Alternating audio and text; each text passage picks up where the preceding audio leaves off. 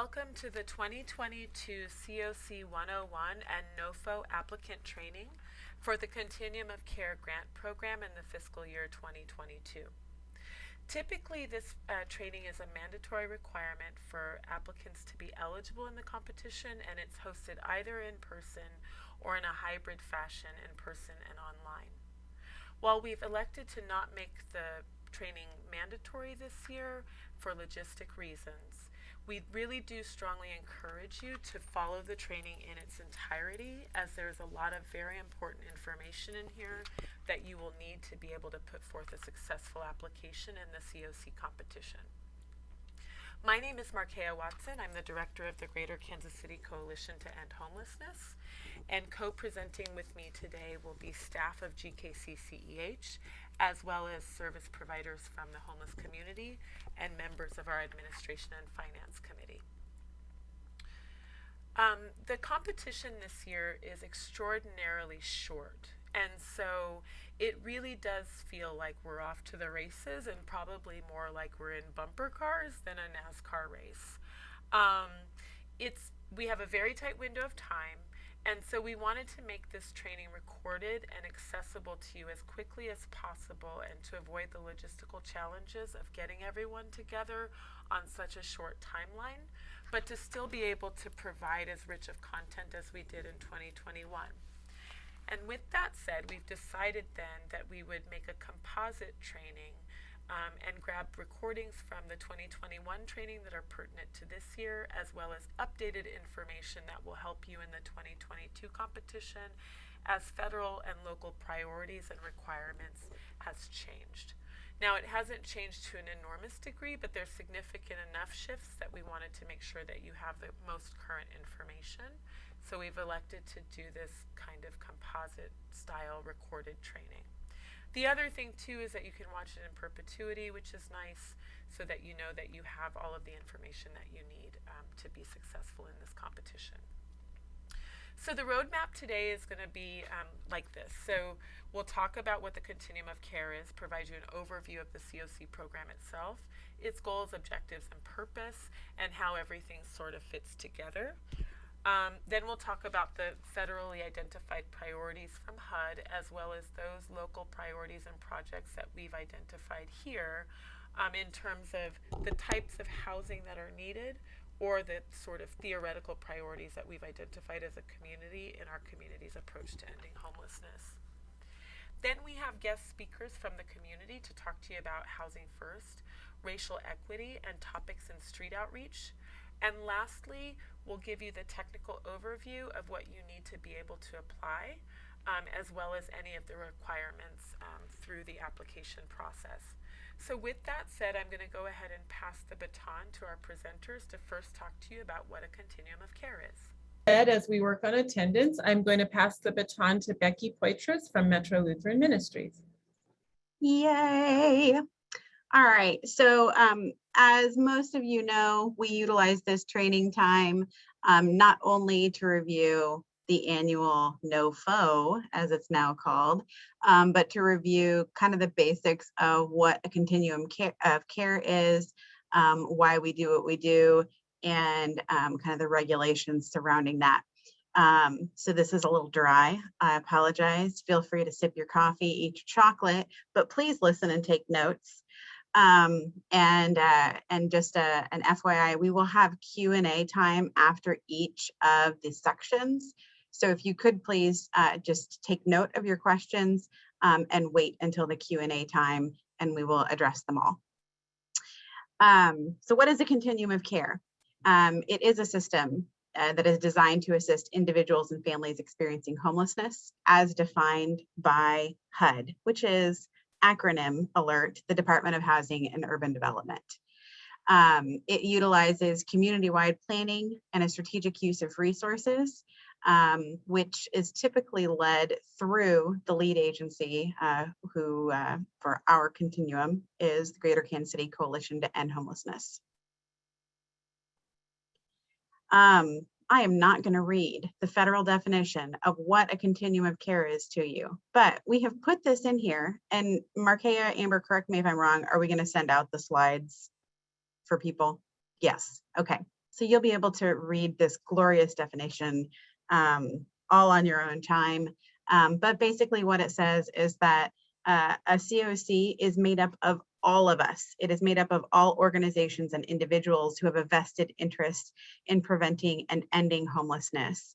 So the COC is not the agency. It is not Greater Kansas City Coalition to End Homelessness. It is all of us as a whole. The COC program is separate. That is an annual funding competition, unless there's a global pandemic, in which case we have renewals in 2020. But then we get to 2021 and we have an actual competitive process. So the COC program has a federal rule, which you should read at 24 CFR 576, which will be on one of these slides.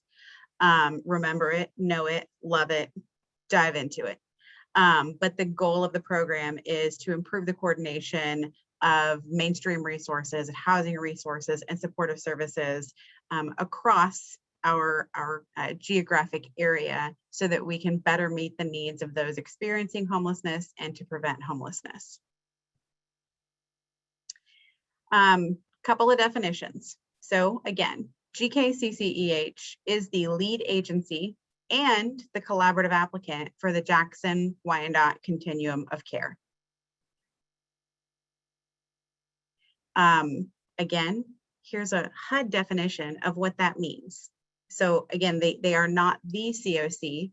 They are the agency that is designated by the COC to carry out the day-to-day activities of the planning and strategic planning and guidance and administrative tasks for the continuum itself. They also manage the annual NOFO HUD application process on behalf of the COC. GKCCEH is also the HMIS lead. We didn't spell that acronym out. If you don't know what it is, Homeless Management Information System. Another thing to know and learn and love are your acronyms. We don't have that in these slides, but I think we have a definitions sheet on the website. If not, we created one a million years ago, so I know it's out there somewhere. Basically, the HMIS lead agency is the entity, again, designated by the COC, all of us, to operate the HMIS. Oh, look, I did spell it out on this slide. So they oversee the day-to-day operations of the HMIS. What is not on this slide is that the lead agency is not the vendor. That is separate. So Caseworthy is our vendor system. That's on that next slide. These are different. Caseworthy is our vendor system currently for our continuum of care. We also have a contractor that the coalition has contracted with to do HMIS tasks and work directly with the vendor on our behalf, and that is Simtech. Here's that federal regulation that I cited. Oh, I said it wrong. It wasn't 576. That's ESG. 24 CFR 578. Hey, Markea, it switched from the slideshow and is now your email or something. There you go. I know. I'm sorry. I was trying to share your the folder with you guys. I apologize. So the COC interim rule, it is all things continuum of care. So all the things that we're going to talk about today on project eligibility, the types of projects that you can apply for, eligible expenditures, definition of homelessness, that is all in very small type at 24 CFR Part 578. There is a formatted version. I recommend you look at that one as well. And it dives into everything continuum of care. So again, bookmark it, print it, highlight it, read it, know it, love it. It is going to be your life. If you're not currently funded, and if you are, it should be your life, like all of us. But essentially, the COC interim rule was born out of a consolidation of multiple programs, which used to be known as the Supportive Housing Program and the old Shelter Plus Care Legacy Program. It merged all of those things into what we now know and love and hate as the Continuum of Care grant and program. And there are 6 eligible component types not all of which our COC is approved to use. However, we do have permanent housing, which includes permanent supportive housing and rapid rehousing, transitional housing, which is not a project you can apply for as a standalone anymore, a joint transitional rapid rehousing, which you can apply for, supportive services only, which can only be used currently for coordinated entry. You used to be able to apply for case management, but that is no more. HMIS, and then homelessness prevention. We are not designated as a high-performing community. No COC in the nation is designated as a high-performing community, so no one can apply for homelessness prevention currently through the Continuum of Care process. More definitions. The definition of homeless, chronically homeless, again, I'm not going to read them for you, but these programs must serve homeless households, which fit one of the 4 categories of homelessness, which we will see in just a moment. Category 1 is literally homeless. Not reading this. Category 2, imminent risk of homelessness. Category 3, homeless under other federal statutes. Our COC has not been approved to use to serve category 3, which is McKinney-Vento youth and families doubled up. And then category 4, fleeing or attempting to flee domestic violence. Depending on your project type that you are serving, that defines which of these 4 categories of homelessness that your project must serve. And depending on your project type and your prioritization or dedication, that determines if you have to serve an individual who meets category 1 and must be chronically homeless. Becky, can I insert quickly about category 4 that the definition for people between the ages of 18 to 24 is expanded for domestic violence, or what we refer to as domestic violence in HUD world.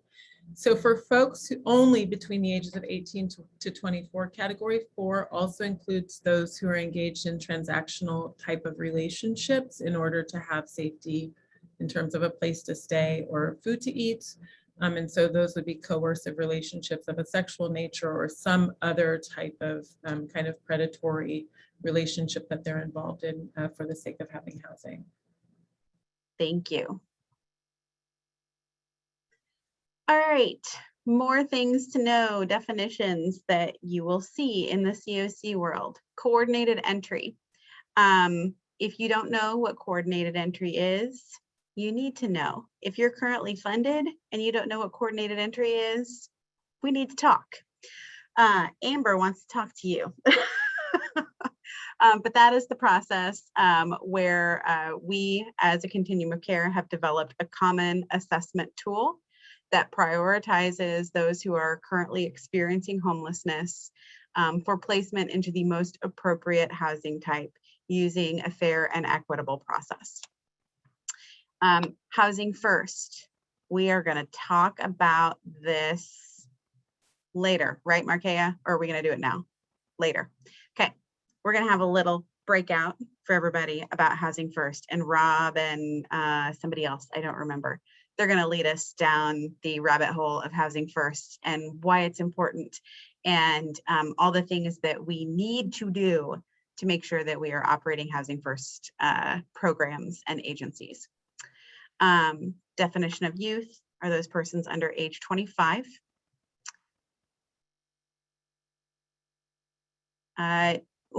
Here are some very juicy, very important ones.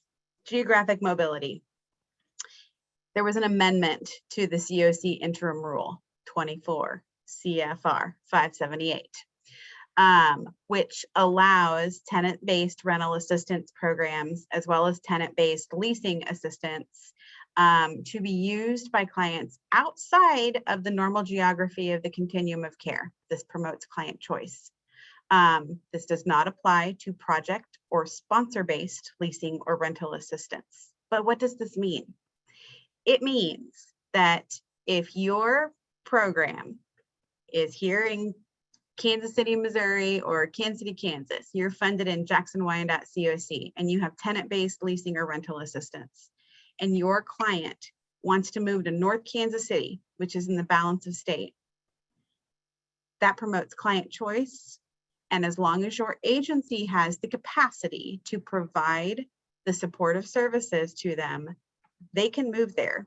You can use your COC dollars in the balance of state. You don't have to transfer it to a balance of state agency. You keep it and you just pay for it outside of our COC. It doesn't mean that if somebody wants to move to Maryville, that you have to honor that choice, because your agency probably doesn't have the capacity to drive 3 hours once a month. Maybe you do.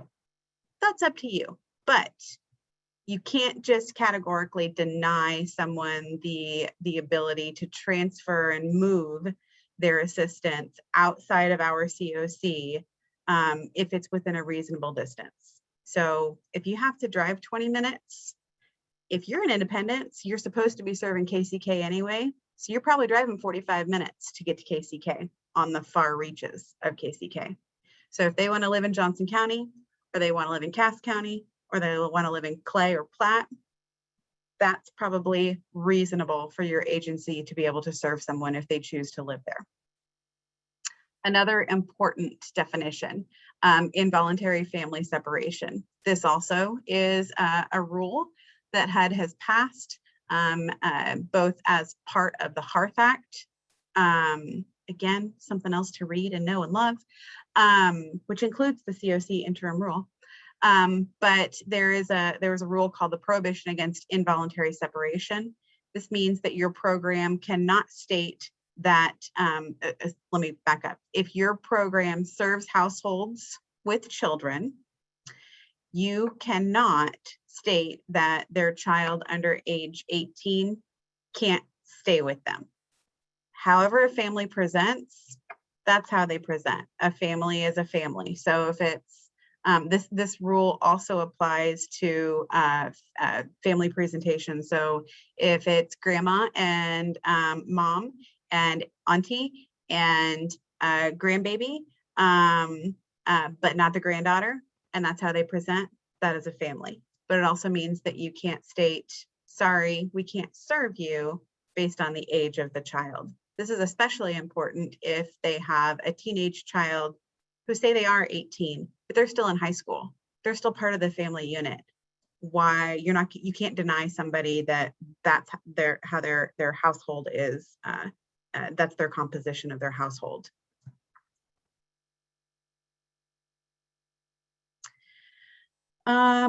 Okay, equal access. This ties into the involuntary separation and how a family presents. So it addresses both equal access to housing based on gender identity, sexual orientation, but it also addresses how a family presents. So again, a family is a group of persons residing together, and however they say their family is, whatever their family composition is, that's what it is. They don't have to prove that they were all on a lease together somewhere. If they say this is our family, this is our family. Also, they don't need to be related. That's a very important distinction. Affirmatively furthering fair housing. This is a big one. HUD requires our COC to train on how we affirmatively further fair housing annually. The acronym for that is AFFH, which I always think of America's Funniest Home Videos, which it's not. We're furthering fair housing. But it requires that you are providing housing equitably. You are marketing your program to everyone, regardless of what they look like, regardless of what they worship, regardless of who they love or who they live with, or if they are whole physically or mentally. And if you have questions about how to market your housing or to operate under the Fair Housing Rule, I recommend that you Google it. It's also on the One CPD, I'm sorry, that's the old website, the HUD Exchange. And our local field office has some great training tools as well on furthering fair housing. Okay, within the COC program, you can apply for money. This is a competitive process. You have to either be a nonprofit, a state or local unit of government to be able to apply. And FYI, it's now called a fun NOFO, Notice of Funding Opportunity, which none of us are ever going to get used to. It was formerly known as the NOFA, and then prior to that was known as the Super NOFA. So call it what you want. In this year's competition, our community is eligible to apply for funds in the following amounts. So renewal projects are obviously those applications that were funded in the 2021 competition. Bonus projects and DV bonus projects are funds that our community is eligible to apply for in a competitive process with other continuums nationwide. And so those funds are not a guarantee, but we are going to submit projects to try to get that money into the community. In this year's competition, HUD has reverted back to the Tier 1, Tier 2 structure, where Tier 1 is equal to 95% of your renewal amount, so 95% of $15,976. And then Tier 2 is the remaining 5% of that renewal amount, plus any bonus monies that you might be eligible for as a community. All right, this is why you're here. I know it is. Who can apply for funding? Again, nonprofits, local governments, housing agencies, public housing agencies can apply. However, if you are not currently funded and you want to be funded, you must be or commit to being involved in COC committees, in COC planning, and in the implementation of system performance improvements. That means that you can't just show up to a meeting and say, hey, I'm part of the COC. Yeah, you are definitely part of the COC by being here. You are part of the COC by submitting a membership application and dues. I don't think we have a slide on that. You need to be current on your dues. If you're not, pay them tomorrow. Do it. But you have to be involved. So don't just come to committee. If you get on a committee, don't just come and sit and be a lump on a log. Please be active, because 5 of us are doing the work of 25 of us, or 10 of us are doing the work of 50 of us, and some of us are going to retire someday, and somebody else needs to learn all of this. So please get involved. First time renewal projects. If you were renewed for the first time last year, you do not have to submit the local application. There's 2 applications in this process. Local application, which is information that we're going to use in rank and review for project scoring. And then there's the HUD application. So if you're a first-time renewal project, you only have to do the project in eSNAPs. We'll talk about that acronym here in a minute, but you don't need to do the local project application. You do still have to submit the new Memorandum of Understanding and Housing First Assessment. And again, we will talk about those shortly.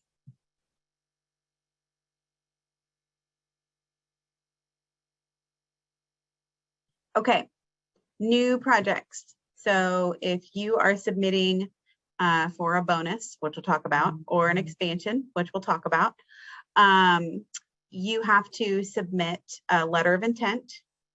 There is a link in the new project application materials for the letter of intent. It is a hyperlink in the project application materials.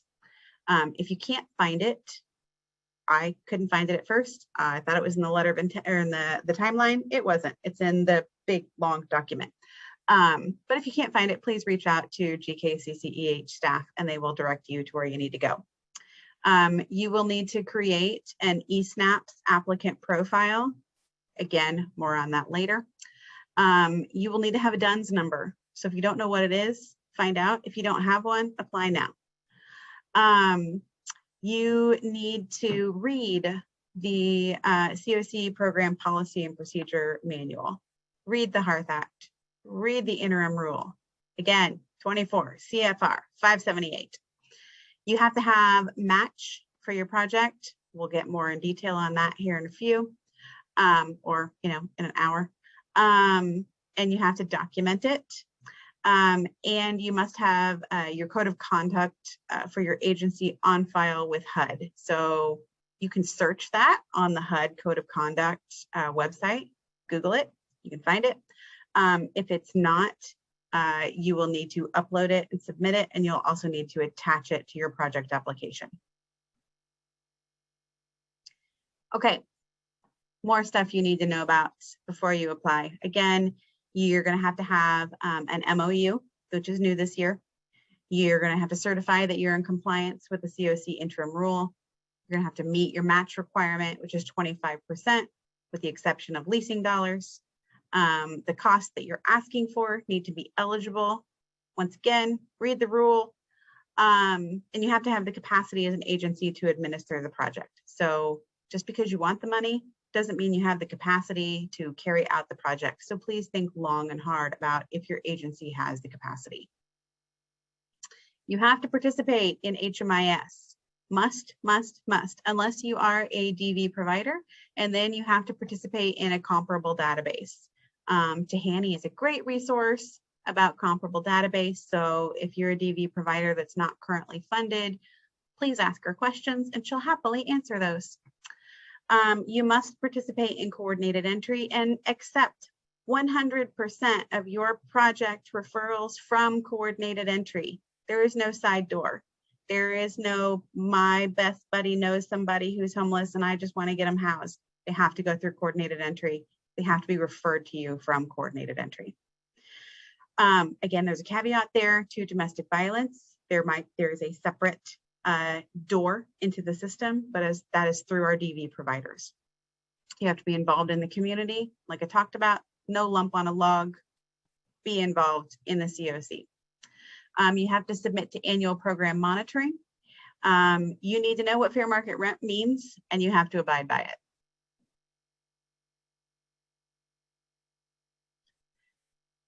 Okay, now it's time for questions.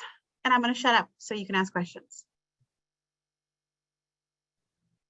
Okay, so Amber, have you caught any questions in the chat? I saw some questions, but I don't know if they're specific to the overview.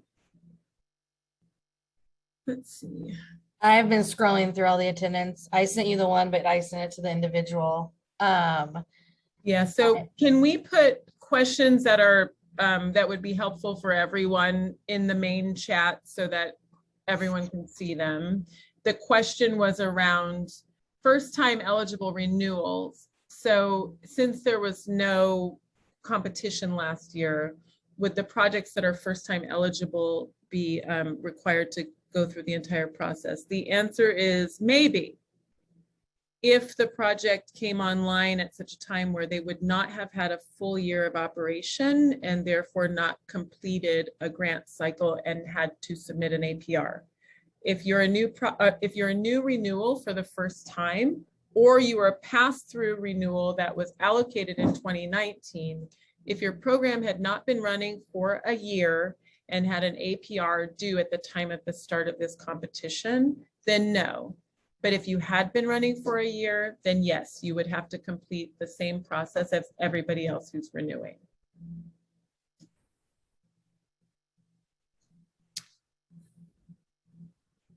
So now we'll take questions by raise of hand if anyone has any questions about the HUD foundational. So there's a question in the chat that says, how can we add people that is not on referral, family members or not? Can you say more about your question, Darshell? I'm not certain that I understand it. When they were talking about the involuntary family separation and equal access, you know, we got all these squatters going around. So we take people as a referral, right? So when they give them to us, that's how we have them. But if once we get them, if they want to add extra family members that are not included on the referral, how does that work? So there's a couple of different methods.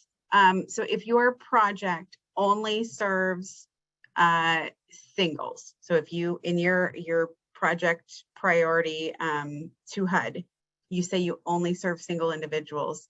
If they want to bring family in, you can deny that the family can come in, because that would require a bigger unit that you may not have funding for. If it's, however, if it's a single individual, so you say you serve adults only, no households with children.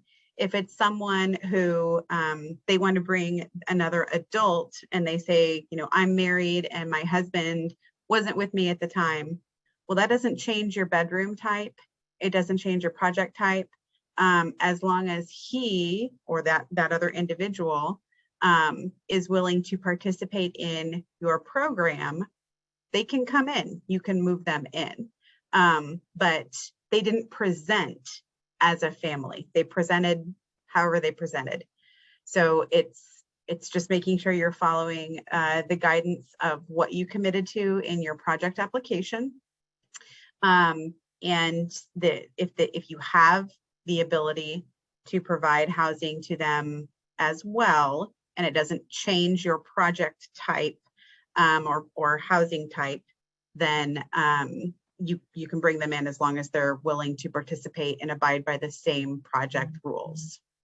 But don't they still have to meet the same criteria, or do they?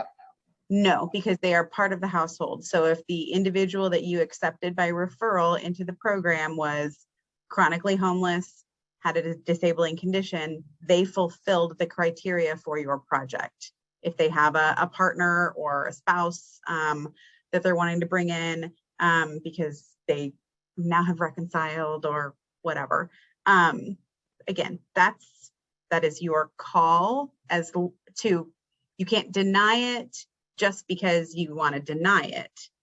If it doesn't change your project type or your unit type, they can come in, but they have to agree to participate in the program.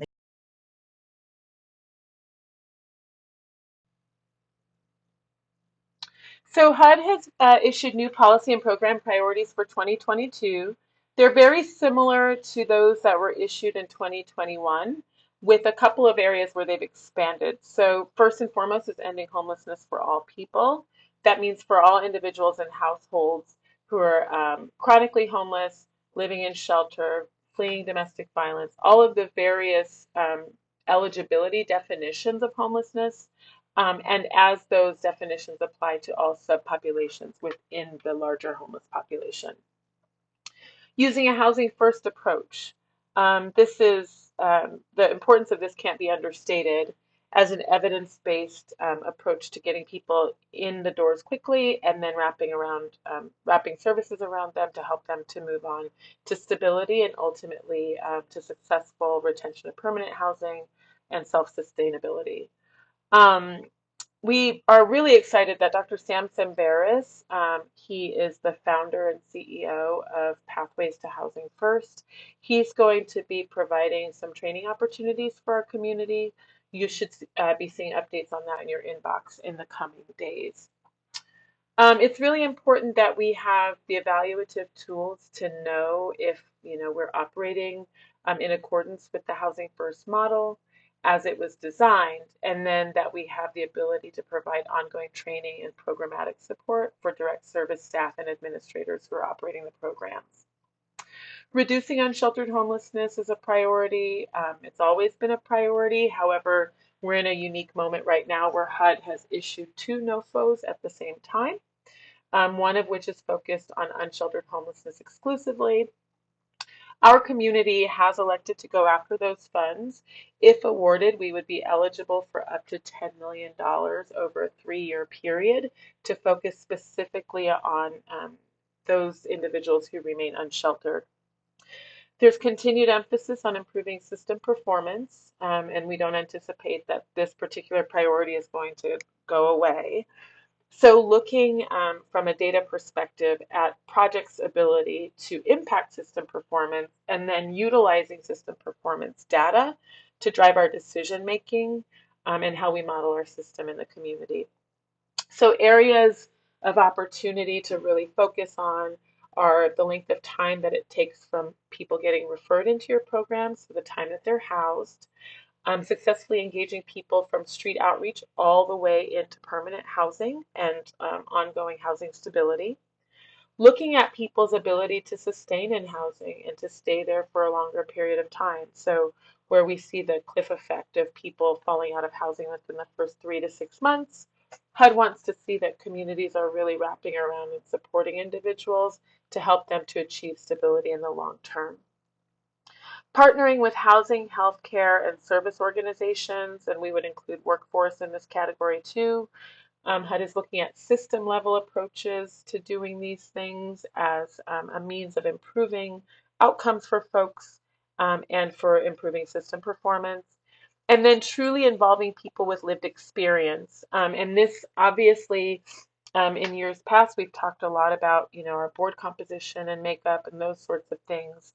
What HUD is asking for now is for communities to actually have an advisory committee of people who have had a homeless experience, preferably within the last 7 years, or people who are currently in a homeless situation, to really act as a governance group for the continuum. Amber and the team have been working closely with some partners to get that established.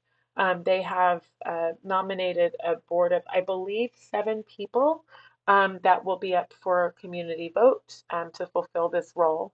We're asking that these folks participate in our funding process, but then also ultimately form an advisory board for the COC.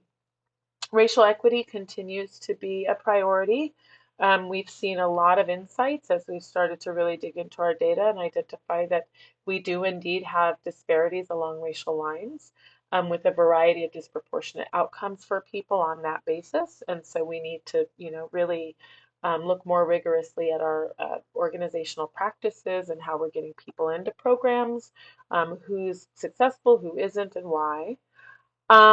Improving services for LGBTQIA persons. So I'm very excited to see this one. There's been a lot of conversation around the intersections that people in homelessness find themselves in, where they're in marginalized groups from a variety of vantage points. And so LGBTQIA individuals obviously have experienced long histories of housing and income discrimination, employment discrimination, and so on. But knowing that, we have folks within those populations that have unique healthcare and supportive services needs, and for whom we need to be working, more faithfully to minimize barriers and to minimize the length of time that they're on the streets, as well as the trauma that's associated with that. And then again, another new one this year is increasing the affordable housing supply. HUD is really focusing on bringing on additional units of housing through a variety of means and partnering with federally funded and locally funded entities to accomplish that. So I'm just going to go into the last 2 because these are new for 2022, and then we'll toggle back over to Becky to talk about the rest of these. So we know that discrimination based on identities and sexual orientation looks different for people, but it also tends to overlap with other types of discrimination. And as I mentioned, there's a lot of intersectionality types of things that we need to consider when we're supporting folks in these various subpopulations. But then, we have a situation where LGBTQ individuals, especially those who identify as transgender, gender nonconforming, or non-binary, are not necessarily meaningfully included in the planning process around the work of the COC, or even in their own, choice of housing and supportive services. And as I mentioned, the unique kind of biopsychosocial needs that LGBTQ plus individuals have, and standing up institutions that support them in all of those holistic ways, but then also training the community to really show dignity and respect to folks in these various subpopulations within LGBTQ. So this has to do with policies and procedures at the organizational level, but then also rigorous training on the various issue areas within LGBTQ topics. And then obviously homelessness is a problem of housing, and so the lack of affordable housing supply is one of the critical concerns that communities are really facing right now. Ours is obviously no different. We know that the housing providers are really struggling at this moment to find safe, adequate, and appropriate units for people. In particular, those households with one or maybe two adults and no kids, and or families of larger size, so families with 4, 5, 6, 7, sometimes more children, finding the right type and configuration of housing and unit size to accommodate those different groups. So it's really important that COCs be focused on engaging the community and those with power and influence over zoning and land use, funding decisions, those sorts of things, so that folks are really understanding how deeply the lack of affordable housing impacts this issue, as well as negatively impacts our ability to address it. So those are the new priorities, and I'm going to turn it back over to Becky.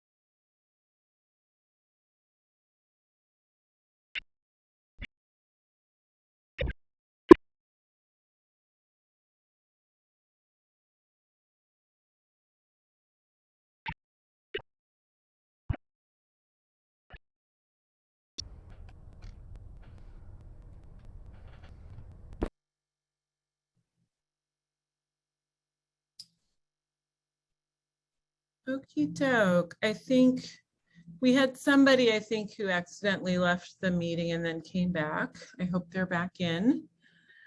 And as I see your cameras coming back on, I'll kind of wait for a second and we'll get started on the project types.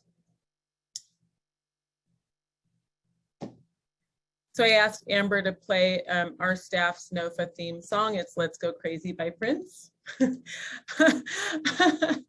It feels that way every time this time of year. And so it's been kind of keeping me afloat and giving me some life as I go through this really intensive process.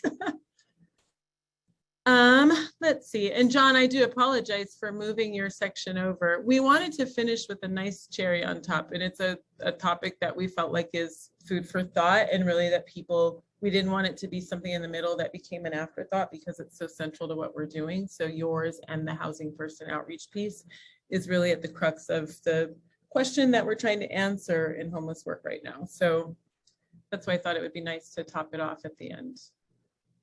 Okay, so I'm going to start with the project types. And Becky and I kind of worked in tandem on fluffing up this section to make it as robust and informative for you as possible, with the idea that some of you are brand new, but then there's others of you that have been around for a minute that probably could use a freshen up as well. And so we've incorporated a lot of content here, and we understand that it's dense and that it's difficult to sit here like this and attend to something of this length. And, you know, with this much information, that's not lost on us. And that's why we're trying to, you know, create some levity with the breaks and kind of, you know, create room for questions and all that stuff. We will circle up after we've had these trainings. Once again, we're going to create another office hours session or two for folks once you've had a moment to kind of marinate on this information and synthesize it with what you've already been thinking or what you already understood, so that you can ask additional questions, both of a theoretical and technical nature. So the first project type that we're going to talk about is permanent supportive housing. It's indefinite rental assistance and or leasing assistance, predominantly for those folks that have more significant barriers and challenges in getting or keeping their housing, folks who have disabling conditions. Oftentimes we find that they are comorbid with some type of disability and substance use, or even trimorbid with a physical disability, substance use, and a behavioral health condition. They're folks that typically have long histories of homelessness and housing instability, and oftentimes come from unsheltered situations.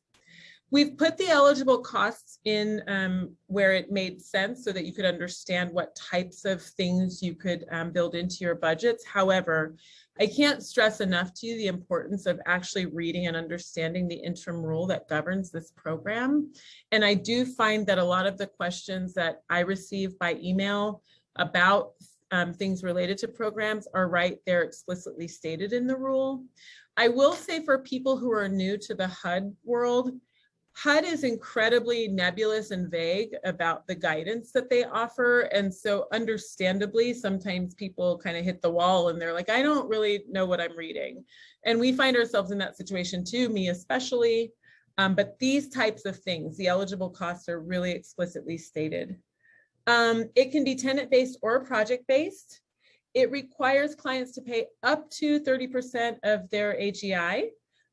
It's not a mandatory thing that they have to pay 30%. And oftentimes we have, folks that will ask us, if a person doesn't have any income, do they have to pay, rent? And the deal is that 30% of zero is zero. And so you're going to do that calculation based on what the person's income looks like at the time of entry and recertification, and or if their circumstances change during their grant year. The lease and in this type of housing would be between the agency and the landlord when you're talking about leasing projects. So the Shelter Plus Care program is a program of a different sort, and so that's why it's stated the way that it is. For those of you who are new or newer, we're talking about leasing dollars with PSH. Rapid rehousing, it's designed to be exactly what it sounds like. I think that typically folks think of rapid rehousing for families that have fewer challenges. That doesn't necessarily need to be the case. Rapid rehousing is designed to be of maybe shorter duration than permanent supportive housing, but there is a built-in timeline of between, we would say, 6 to 24 months of rental assistance that can be offered. Rapid rehousing does require that you have services available to your clients and that you strongly encourage them, as Becky mentioned, to participate in those services. You have to think when you're operating a rapid rehousing program that people have less time theoretically to move on to self-sufficiency. And if so, if they're not seeing their worker or they're not going to their doctor or attending to their behavioral health, the opportunity for them to get on their feet and get stabilized is diminished by them not participating in services. And so we really do want to strongly encourage that folks participate in specifically case management type services so that you can normalize those relationships with folks and get them connected to the other community-based supports that they might need. Again, tenant-based or project-based, but the person has to have an occupancy agreement in their own name, which differs from permanent supportive housing. So you can't do rapid rehousing in your own housing program and have an occupancy agreement with yourself. Or, you know, if you have a landlord that you work with and have master leased with them, and then the lease is between you and the landlord, that doesn't work for rapid rehousing. The joint transitional to rapid rehousing component project is a newer project of HUD. And it too is exactly what it sounds like. The deal here is that if you sign up to offer a project that's a joint component, you have to be able to offer both the transitional and the, excuse me, the rapid rehousing option to everyone that presents to your program.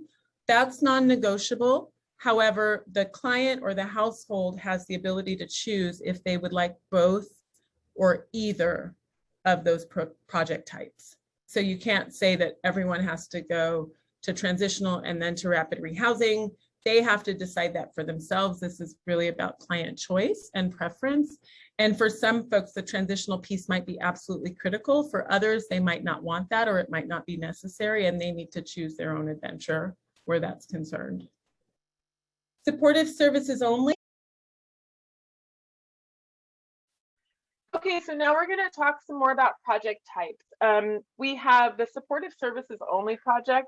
This is a project component that does not offer rental assistance. It's rather the case management or street outreach support that programs utilize to help people at various points in the housing journey by way of the coordinated entry process. The only supportive services only project that is eligible for funding in this competition is for coordinated entry. And if you're an applicant who's going to be applying for an SSO project, when you submit your letters of intent as a new applicant, staff of the coordinated entry team will reach out to you for further discussion to ensure that the project that you're putting together is consistent with the processes that are in place in coordinated entry at the time. In some competitions, bonus funds are made available. That holds true in the 2022 competition. So there are bonus funds available for both new projects and DV bonus projects, though we're not yet certain until it's all said and done whether our community will be able to access those bonus dollars. The next project type is a dedicated plus project. So really, this project is designed to increase the flexibility of permanent supportive housing programs, where you have individuals who are experiencing chronic homelessness, who are unsheltered at the time of admission into the program, people who were in transitional housing programs that were powered down to create room for new projects. And then when you have individuals, and this is the way that I typically think of it, is when you have individuals who cannot meet the chronic definition because of lapses in their time homeless.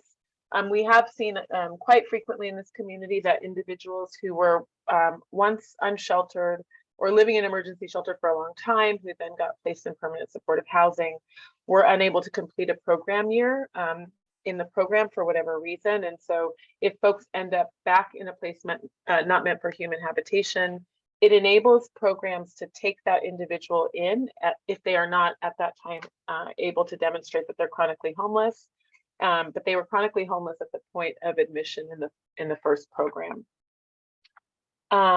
Let's see. So projects that were dedicated plus in previous competitions are required to include households with children who are the ones who qualify with the disabling condition.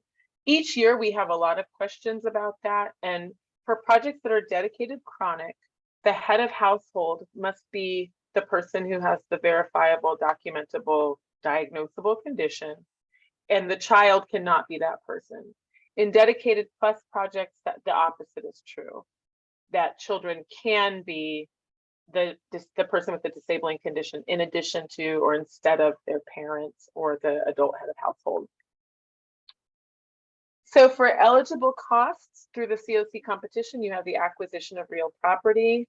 In my tenure in this community, I've not seen our Continuum of Care funds used that way, but it is an eligible expense. If you are looking to do a real property acquisition, please do look very closely at the regulations as well as the NOFO, because the rules of the road look a little bit different for that type of program. The same is true of rehabilitation, both for health and safety considerations as well as for energy efficiency. New construction, again, same deal. Very specific regulatory requirements around that. So please do look closely if that's what you're interested in doing. I will say that because of the amount of bonus funds that our community could be eligible for, it would be very expensive for us to be able to fund such a project as new construction, acquisition, or rehab, simply because you have to fund multiple program years in one NOFA, and we wouldn't necessarily have the funds to do it, but that doesn't mean it's impossible. Leasing costs and rental assistance, supportive services, operating costs, HMIS costs, as well as costs associated with a comparable database that is typically used in victim service provider agencies. And then you are eligible to apply for up to 10% of administrative fees. Now, in the interim rule, which we published in your applicant technical overview and training guide, there's a link to the formatted version of the interim rule. It has all of this spelled out with more specifics, but at a high level, these are the categories of expenditures that you can apply to your grant budget. Okay, so Amber's going to talk to you about the NOFO process. Yeah, so the NOFO process is broken up into two parts. The first one is the individual project application. And that is the one that's submitted by the individual housing providers, scored and ranked by our ranking review and the priority process. Then there's also the collaborative application. And this is the application that GKCC submits after every project application is submitted. That is the community's application as a whole. So that's just really important to remember that there are two separate processes throughout the NOFO. So how the NOFO process begins is HUD releases the NOFO announcement, and this year was a little crazy, guys. So first and foremost, I do want to say that the timeline is shorter than normal and the process is more concise, and we're all doing our best. So just remember that every year is not this short. After it's released, project applicants are provided with the required documents for the local competition and our scoring forms. The COC NOFO timeline recording is distributed by email. Then each new project is going to submit a letter of intent, and that is done through Smartsheets. And then optional technical training on project applications and how to utilize eSNAPs and Zoo grants will also be provided this year via some links and some training videos for all the applicants to view. After that, project applications and all required attachments are due. And like I said, this is all being done in Zoom grants this year. After that, project applications from agencies are sent to our rank and review panel. After that, the panel meets and ranks, and we come to a consensus for where each application falls. And then after rank and review happens, the recommendations of the rankings of both projects in Tier 1 and Tier 2 are then submitted to the board of GKCCEH for approval. Once the board approves it and reviews it, the final collaborative application will be sent to GKCC Board of Directors for review also. After that process, agencies are notified of the rank and review outcomes via a letter no later than 15 days prior to the HUD application deadline. So if you do apply and your program is not funded, you will receive a letter. Agencies then can make revisions to project applications, and then all project applications are submitted in eSnaps. So this right here is just for new project applicants. So make sure that if you are a new project that you're paying extra attention right now. Upon receipt of your letter of intent, new SSOC project applicants, like Markeia mentioned earlier, will be contacted by one of our staff to schedule a consultation with the coordinated entry team, just to make sure that, like she said earlier, it's really working with the process and the system that's already in place prior to submitting that full application. Also remember that communities are increasingly being challenged to focus on equity, the needs of the LGBTQIA population, partnerships with our persons with lived experience, health and employment, and human service agencies. So really making sure that when you're looking at your project applicant, you're taking all of these into consideration, because these are priorities that our community is focusing on as well. Right now, you have the unique opportunity to really build your own project from the ground up, and really figuring out from day one what you want your ideals to be and just how you're really going to impact the community as a whole.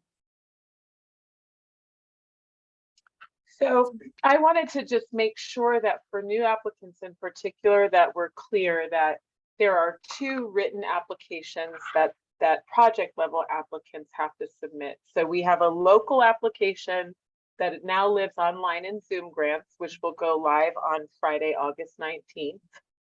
And then you have the eSnaps platform, which is HUD's platform for application submission.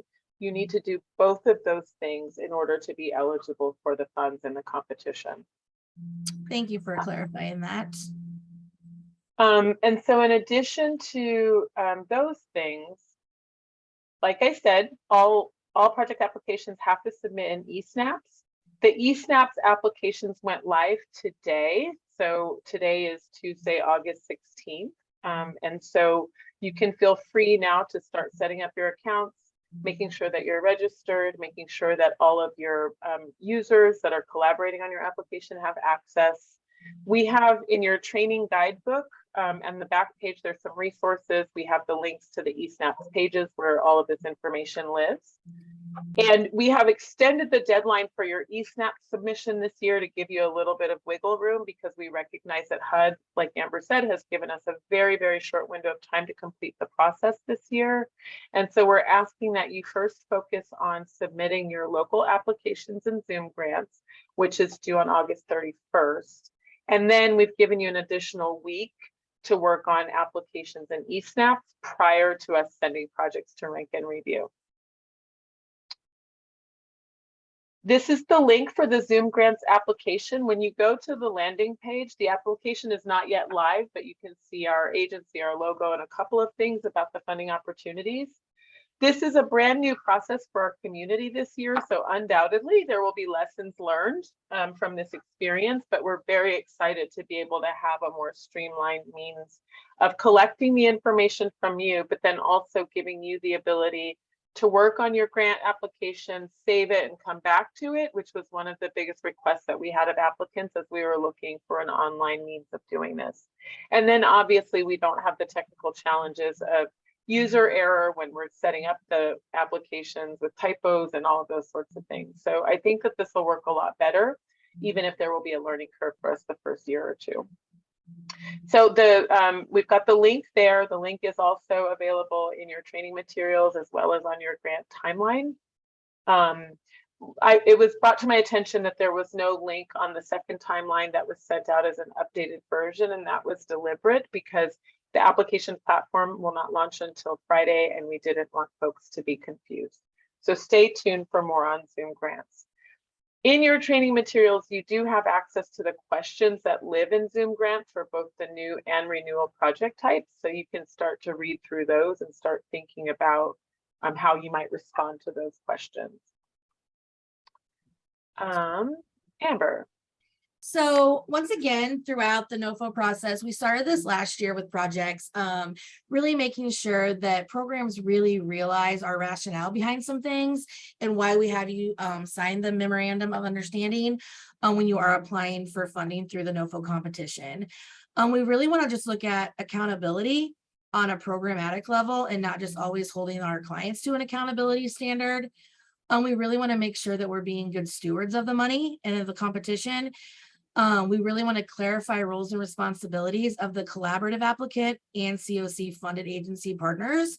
So in the MOU, you will see that there's very distinct roles of both GKC, CEH, and then the funded agencies. We want to ensure the continuity and quality of service across programs. There's several times that we really have to take a step back and look at are all clients getting that same level of service depending on which program they're going to. And as a community, we really have to hold each other to that same standard. We really want to look at articulating common and mutually understood definitions. We've really upped the ante with trainings this year to make sure that we are getting people on the same page and making sure that everyone from the bottom up and the top down are really understanding really what we're trying to articulate. Fostering meaningful collaboration. We can all put on a piece of paper that we collaborate with one another or that we are seeking, outside agencies and resources to help, but are we really doing that? We really need to make sure that we are doing what we're saying. Ensuring equitable and timely access to services. This is something that throughout the past year, we've really noticed a gap between programs. So looking at years to come, we really are going to be looking at that timely access to services. We need to address gaps in the systems and barriers to access. And then we really need to make sure that we're always centering the client in the middle of their housing journey and that it's not always about us and really making sure that the clients are at that table with us. So for renewal projects, this is what the requirements look like. So as I mentioned, you'll be submitting your application in Zoom grants this year as opposed to by way of a PDF. You have the COC project applicant MOU or MOA on the slide that Amber just spoke of. You will be asked to submit an export of your eSNAPS project application once you've completed it. So once you submit your application in eSNAPS on the 6th, we'll have further instructions for how to export and send to us proof that your application is in the queue. You need to provide your match documentation, preferably on a company letterhead from each source of match, and it must be 25% at a minimum of your HUD budget. The amount that you're requesting, so this lives inside of your application. Your 2 most recent ELOCs drawdowns in PDF form. Your most recent agency audit. We don't need the entire very thick document. We just need the findings and whatever the management report looks like in that document. As an option, if this applies to you and you're going for the points that are available for partnership agreements for healthcare, workforce, those sorts of entities, then you would upload those. And then we've changed up on the racial equity questions this year to make it a self-assessment that's a little bit more user-friendly given the time constraints. But we do ask, because the racial equity assessment, it's embedded in the application and it's more of a drop-down checklist type of format, that you provide supporting documentation for your responses to those questions. And there's instructions inside the application for what we mean by that. If you're a first-time renewal, which means that you're a program that was funded prior to the 2022 competition and have not yet completed a full program year, so you will have not yet submitted an APR, you will not be required to submit the local application in Zoom grants. So, but you will be asked to submit the applicant MOU and to complete your application in eSNAPS. So that's important to recognize. Per our ranking policy, projects that have not yet had the ability to demonstrate within 1 full grant year what their performance looks like, those projects are not able to be reallocated. And so we found that there's really no point in putting them into the competition from that perspective of filling out the Zoom grants, because it's just additional work.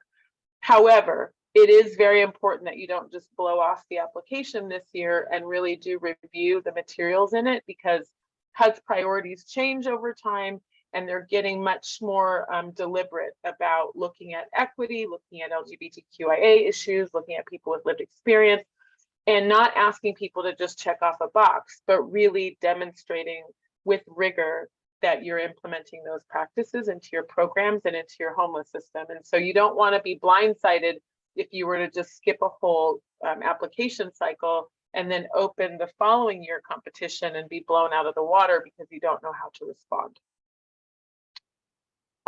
So this is what the letters of intent looks like for new projects.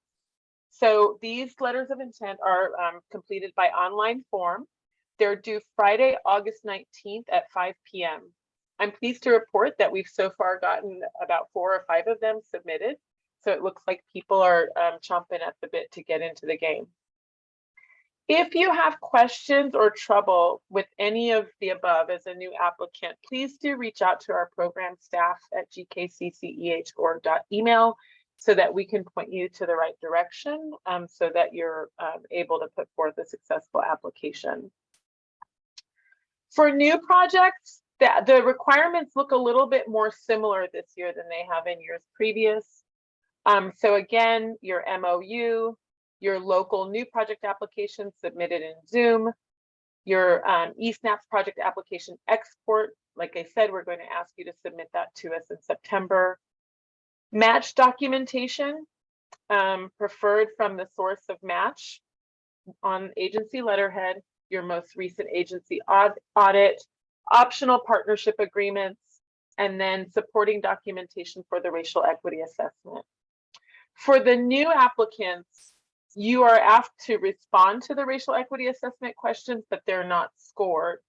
We do, however, ask that you provide the supportive documentation. And the reason for this is because, like I said, HUD is more heavily scrutinizing some of these issues around equity and access. And so as a new applicant, they might be institutional practices or policies that you have not yet instituted, but we kind of want to know where you are on those topics and to signal to you that in future competitions, you will be asked to speak to those things. And I just wanted to give you a little screen grab of what Zoom grants looks like.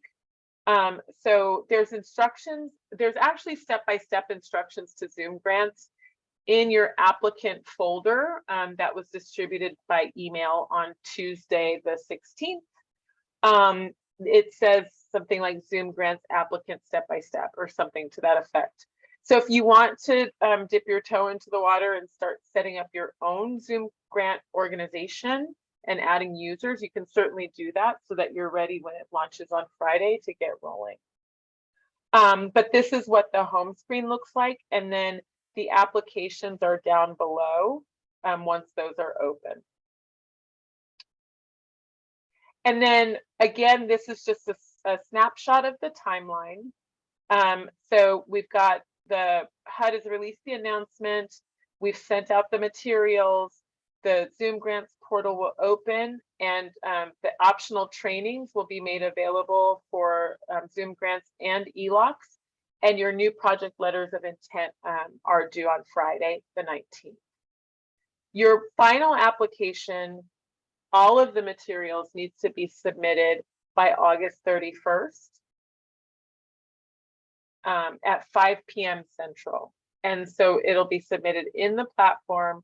There is a timestamp, and once we're past the time window, then the application will no longer be submittable or accessible on the platform. So it's really important, even though you have very little time to do this, that you don't wait until the 11th hour and potentially get locked out of the system. So that's all that we have on the project types and application process. We're now going to pass the baton back to Rob and to Hanny to talk about Housing First. Then we've got Nick and Amber Holmes. We're going to talk about outreach. And then John Trammell is going to bring us home with a conversation about racial equity and homelessness.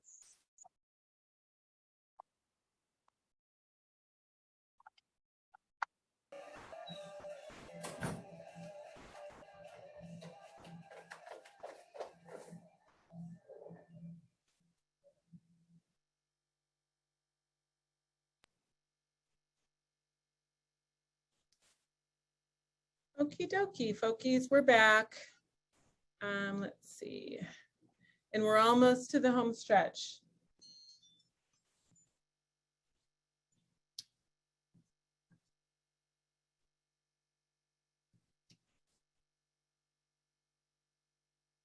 I put this this slide on here. This is actually something that we wrote up when we were having our conversations with our community partners in the neighborhood associations about people first language or person first language and why we use it. And so I think it's really important that we really think about as we write our proposals and as we have these conversations in an open forum, that we're also thinking about how we frame the issue that we're trying to resolve and how we talk about the people that we're trying to help. And so I put this in here as a resource for all of you because really, at the kind of center of what we're doing is really about human worth, value, dignity, and affirming the humanity of the people that we are honored to serve. And so we want to make sure that we're not using terminology that is inherently harmful or diminishing or devaluing of people. It's super duper important that, if we're going to set our intentions northward in a direction where we're trying to help, that we also come from a place of hope and potential and possibility rather than blaming and shaming and pathologizing people.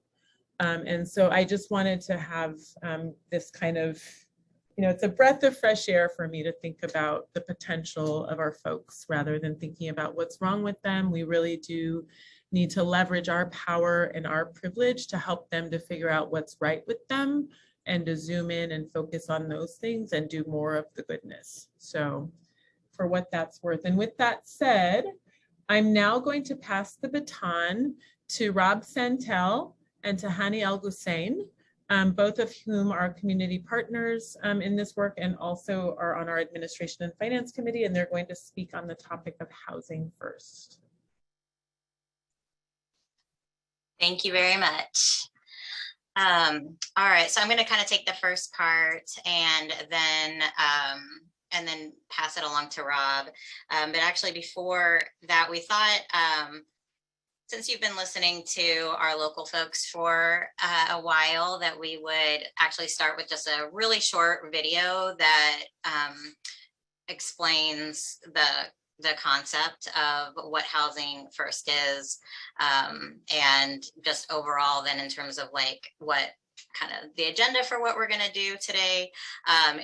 We're just going to talk about what is Housing First, why it matters, and how do we actually go about implementing it. So that's kind of our agenda for this next portion of the training. And I think, Markeia, if you can go ahead and play the video for us, that'll be a great start. One moment. Multitasking, thank you. I'm multitasking. I have 3 monitors and I think I was better when I had only 2. Okay.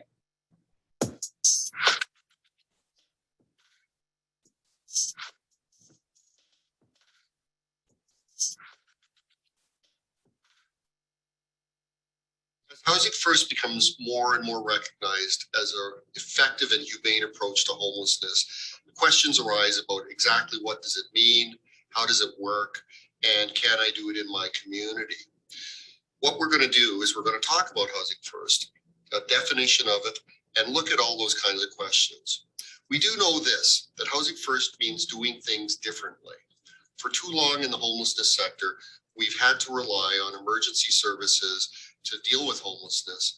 And in many cases, we've worked ourselves into a situation where we assume that people have to be made ready to get housing, either by dealing with their mental health issues first or their addictions issues. Housing First takes a different approach and says, wait a minute, that doesn't make sense. Everybody deserves housing, it's a right. And in fact, people's recovery can improve once they have housing. It's actually the experience of being homelessness that may exacerbate the mental health and addictions issues. The underlying principle of Housing First is that people move forward in their lives more successfully if they have housing first. This is as true for you and me as it is for somebody who experiences homelessness. And so we really have to consider that as a radical change in terms of how we deal with this issue. People need to be housed, and they also need supports that they determine are necessary in order to get there. Often people think about Housing First as simply taking people and dumping them into housing in the suburbs, isolated, without supports, and that this is hardly a way to address the needs of any person. But in fact, Housing First is a very well thought out process and approach that ensures that people do get the kinds of supports that they need. Housing First as an approach goes way back. And in fact, there's examples of Housing First like programs in Canada that go back to the 1980s. But it was really the work of Samson Barris, who is Canadian, mind you, who worked at the Pathways program in New York City, who really put Housing First on the map. That program outlined the first core principles of Housing First, developed the methodology and the philosophy, and really moved forward in making Housing First an approach that was evidence-based and showed that we can really deal with homelessness in this new kind of way. And the evidence-based aspect is really important. We can't just come up with solutions and assume that they're okay because we think they're okay. We need to know that these things work. And one of the great things about Housing First is, as an intervention in homelessness, it is one of the best documented interventions that there is. The body of evidence that shows that Housing First works is overwhelming.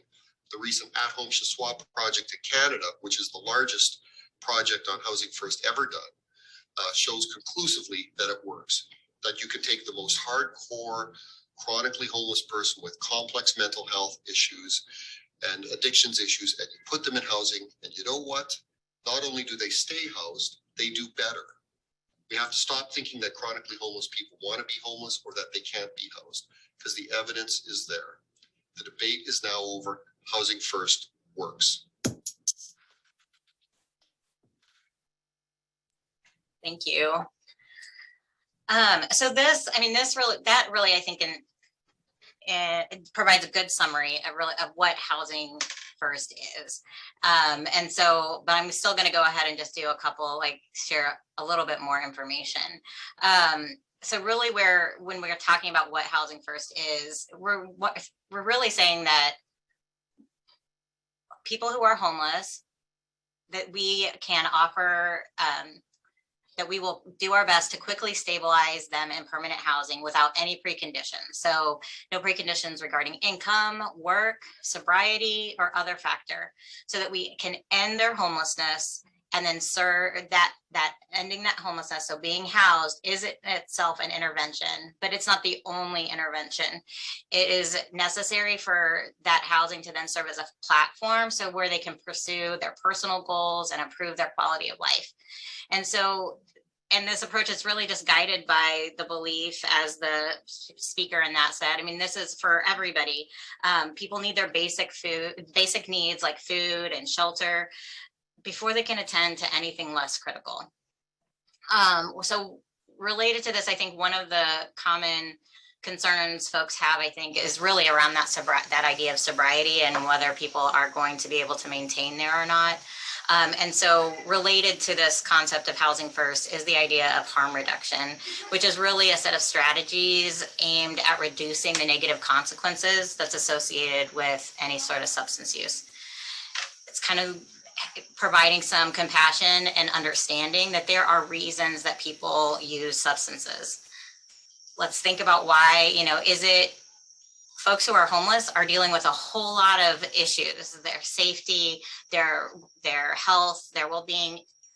It's probably easier to deal when you have, you can actually get some relief from dealing with those things by using substances. And also on top of that, it's not easy to just stop, when we think about what addiction is. So it's just, but we then as providers have the opportunity and really the obligation to help folks make healthier, safer choices when they're using, without penalizing them for coping. So just kind of an idea around harm reduction. And then, as I was mentioning before, that Housing First it's not housing only. So there's also this this second part of it that's really around once somebody is housed, we as service providers are obligated through the COC funded programs to provide ongoing support to help folks maintain their housing. So that requires us to assertively offer services that considers households' unique circumstances. So how can we help strengthen their resources? How can we help build their resiliency? And how can we promote their compliance and or adherence to their lease agreement? And that those are the core functions. If we can help folks do those things, and they really have unlimited potential. And so we also have to modify our expectations in terms of, and think about the potential consequences if we as a service providers who have inherently a power, there's a power differential between service providers who hold dollars related to housing and folks who need that housing. And so have to think about the consequences of us as housing providers universally mandating participation in certain services. Housing First is really meant to offer folks choices and what, they let folks who are in our programs self-determine what they need. But this doesn't, but there is a difference really between requiring program participation, or between not requiring program participation and just not proactively engaging with our participants. It is on us to establish rapport. It's because if we establish rapport, then it's more likely that the clients are going to reach out to us when they need help. And that in and of itself can kind of create this cycle of, oh, I attempted, I trusted, there was a response. Yeah, maybe I'll try and reach out again about this more complex situation.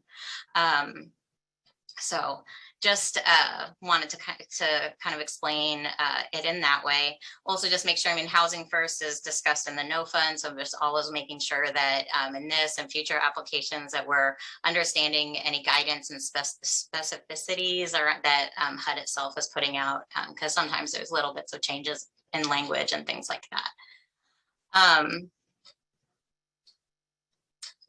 Let's see. I think that, so, and then in terms of, just to kind of explain further, and Marquea, if you don't mind going to the next slide, of just really that Housing First, it kind of is we have to think of it as multifaceted. So kind of where I was coming from is, talking about kind of the philosophy behind it. And so, so this is really like, this is a guiding principle that our community has adopted that prioritizes getting people who are homeless into permanent housing with offering supports that follow that. It's also a systems approach. So this is when all of us as the service providers, the applicants, when we have embedded this philosophy into our service delivery process, then it's a systems approach. But that also does require us as program providers to operationalize these philosophies. So it's one thing where it's like, oh yeah, I get the concept, but it also really depends on what our actions are. And so how do we actually implement these ideas in ways that center the person with lived experience, the person who is homeless, or the families who is homeless? How do we center their experience and let them guide what it is that they're needing? And then finally, it also is, it's a way that teams can actually intervene. So this refers both to teams who are implementing the programs, and also teams that are designed to really meet the specific needs of target population. So that a group of folks, I kind of think of like if somebody who are outreach workers who they're engaging with folks, developing rapport with the hope that they will be able to engage and develop enough rapport that that person will feel comfortable to engage in our coordinated entry process as a possible avenue. So one of the things I did just also want to mention is one of the documents that's referenced in the MOU that we will all need to sign is a reference to a housing first and focused policy and procedure. And there is a section on the coalition's website of all the policies and procedures. And so I would ask that you guys, you know, just since it's something you'll be signing as an applicant, to make sure that you have an opportunity to look at that. I will stick in the chat just the link to the overall policies and procedures page. So then next, I wanted to briefly talk about progressive engagement. So progressive engagement is the practice of helping households end their homelessness as rapidly as possible, despite barriers, with really the minimal financial and support resources. So in other words, more supports are going to be offered to households who struggle to stabilize. So for an example, if an eligible household approaches us and really their issue is that they need, you know, it's expensive to actually move into a home. So if they can be diverted, they can get that financial assistance, or they could actually stay with a family member if we just provided them with support that could actually feed their family so that that household isn't responsible for that expense. We can divert households from the coordinated entry process rather than make them go through all the different hoops of what it is to participate in coordinated entry. And so they don't necessarily need a housing intervention as much as they need connection to a short-term support. And that's going to be less costly to the system, as well as more efficient and helpful to the family or household in the long run. As the name suggests, this is really around, it is an approach, like it's an engagement, and it's over time. So it's while people are unhoused as well as while they are housed. It's strengths-based. It's about matching appropriate housing resources with the level of need. It's recognizing that households' needs change over time. And because of that, we need to recognize that there's no way to accurately predict how someone may need to end their homelessness and avoid the return to streets or to shelter. Now, you know, we all, you know, those who have been in the field for a while, we can make educated guesses on what outcomes will be, but we have to really be open to the possibility that we don't know. And so we need to really be open to follow, to engage, develop rapport, and then be able to, and guide, connect to resources, work alongside the person or household to really help engage them with interventions that make sense to them, that can mitigate really future housing instability. So that's the things like that have been talked about in connecting to healthcare, to behavioral health care, case management services, employment, income, benefits, and really that's more than just a referral. That's it's helping to really a warm handoff, not just call this number, but here, let's go to this place. This is who you talk to there. This is what you can expect there. And so that's, and then I just want to recognize, I mean, this probably sounds very similar to those ideas I was talking about at first in terms of housing first. So it's similar to that in that it is philosophy as well as actionable, and it's also similarly used throughout the coordinated entry process, not just from the time that somebody's unhoused, but really while they're housed, and even to the point of thinking that folks can move on from this system, you know, that we can, that folks hopefully will not need our supports forever.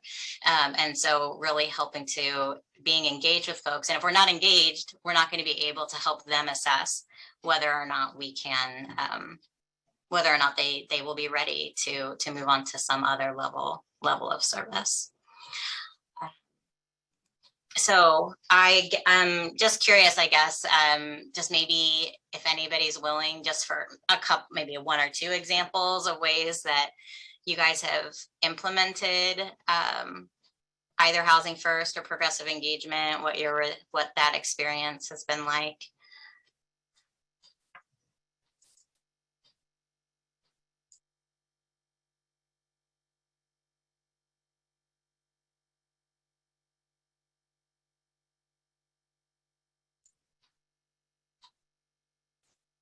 I can sit here all day.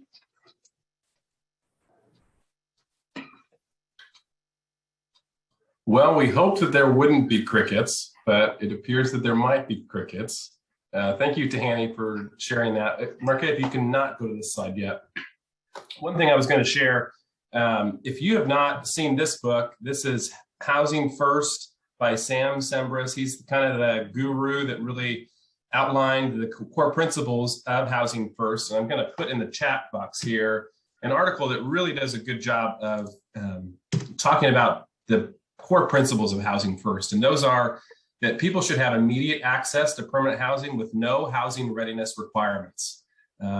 We know that this is an issue that programs sometimes impose to put these additional barriers on that. So who are we screening in as opposed to screening out? And that's really an important emphasis for us as we're improving the system. We also want to look at consumer choice and self-determination. So we've talked a little bit about some of those areas where making sure that the client has choice and is able to kind of choose what it is that they're interested in and to choose into those supportive services. Housing First has a recovery orientation. So if we really believe that housing is the answer, housing is healthcare, housing is recovery, we really need to implement and provide those supportive services and such that if those folks are interested in that, that they have that available to them. Another piece that's really important is an individualized and client-driven supports.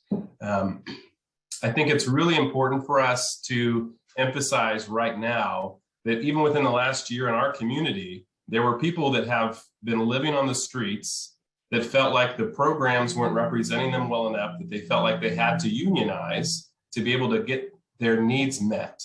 I think it's really important for us all across this system to make sure that those clients, those persons that are experiencing homelessness, that they are centered in all of our programs, they're centered in our decision-making and at the tables. And so I think that's really important to just emphasize here that as we're talking about Housing First, we really need to be including those that are experiencing homelessness into those decisions and into the very makeup of our programs, that they need to not just be thought of at the end or that we're just serving this population, but they should be included in that whole process. And then the last part, kind of Tahani already hit on, is really the social and community integration. And that's important. So there's several kind of rogue groups that do outreach within our community. And one of those individuals I reached out to this last week, and I was just having a conversation. They don't fully understand the full system. They get it somewhat, but they are working alongside our folks kind of every day, providing meal services and then other kind of support and outreach on the streets. And so I was asking them, from your vantage point, what are the gaps in our system, especially related to Housing First, that they see? And so they articulated some really good points that I just wanted to share as a part of this. They mentioned the lack of quality housing. We know that from a system level that is a huge problem, and we need to be doing things to address that on that system level. And I'll note that several of these things, as Tahani mentioned, the different levels, we are going to be trying to address these at the system level with the Coordinated Entry Governance Committee, the Grant Administration Committee, and all those other committees that are part of the COC. But also programs need to be looking at how do they address these things as well. Placing people in communities they are from, familiar with, and are comfortable living in. So what she explicitly talked about in here is that people don't feel safe because the housing that is available to them are in communities where people are using all over the place. And so if they really are being recovery minded, to be placed into the housing options that they're given is really creating safety concerns for them. And so we really need to be thinking about what areas and what options do people have. This is a big piece of physically connecting with people who are going through the process. So do we leave our offices to go and find people? Have we ever been to a homeless camp to understand what that real life experience looks like, feels like, so we can better understand the expectations that we're putting on people? People trying to get housing that are not understanding the process. I think that's a huge one. Are we articulating the process and who the different players are so that we are really making this process that is client driven, And if they're the ones that are driving this process, they also need to be able to understand the process. Another piece is people getting housed and not having the ability to talk to someone in a timely, easy fashion when they have questions or want to check on their status. So who do they talk to? Do they talk to the outreach worker, the housing navigator, the program staff, their case manager from the community mental health center? Who do they talk to about these pieces and really helping them understand what that looks like? This one is a huge one, and it should give all of us a gut punch. Moving people into an empty or nearly empty place instead of creating a home that has what they need. And I think if we're really totally honest and we're all reflecting on these pieces, we can all see how we have gaps in our own processes and how we can all improve. And I think that's something that Ms. Haney and I were kind of talking through this. We both recognize as well is that we aren't masters at this and that we need to be all doing better and holding each other accountable in those ways. But people should be able to have dignity by having a place of their own that has the needed things for it to be a home, not just four walls and a bathroom.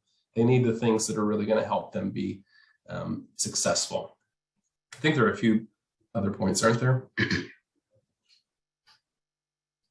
This is the second.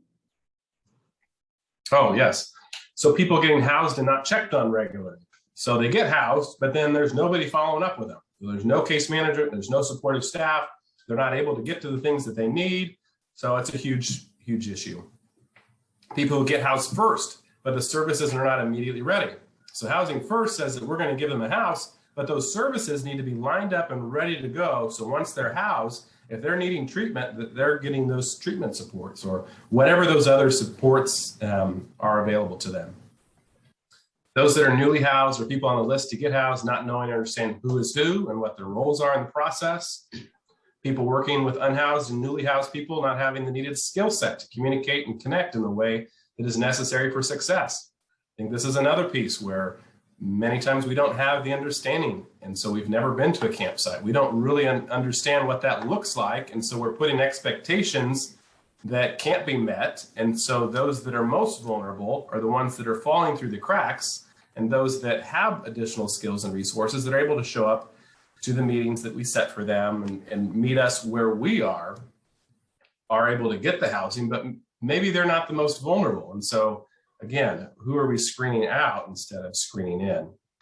And the expectation that housing solves everything for someone when they still have addictions, mental health issues, and are needs to be connected to the community and friends. Now, there's a lot of supports for folks that have, significant mental health, but what about the other, populations that we've been seeing in outreach of folks that have a developmental disability or folks that have other disabling conditions that there aren't intensive supports available to them? And how do we, as the programs, help support them and make sure that they are successful? So one thing that's been really helpful is that through the pandemic, we've had an infusion of money into the community, and that has meant that there have been several new outreach programs that have kind of rolled onto the scene. We've really been able to increase those efforts across the system, and that has really helped us connect with folks that aren't connected to the system to begin with. And so Amber and Nick are going to share a little bit about their lens from the outreach scene and gaps that they are seeing, because now we have this emphasis on outreach. We need to be able to make sure that we have a more streamlined process. So Amber and Nick. Hi, can you all hear me okay? My speaker? Okay, cool. So I'm Amber Holmes. I'm with Care Beyond the Boulevard. Thank you all for hearing me today. So I just want to give kind of a little rundown of what I do and what Nick does as outreach workers. So because we're in camps, under bridges, at drop-in centers, on the street, we're engaging with hundreds of people that are in crisis, struggling with mental health, substance use, domestic violence, sex trafficking, and more, you name it.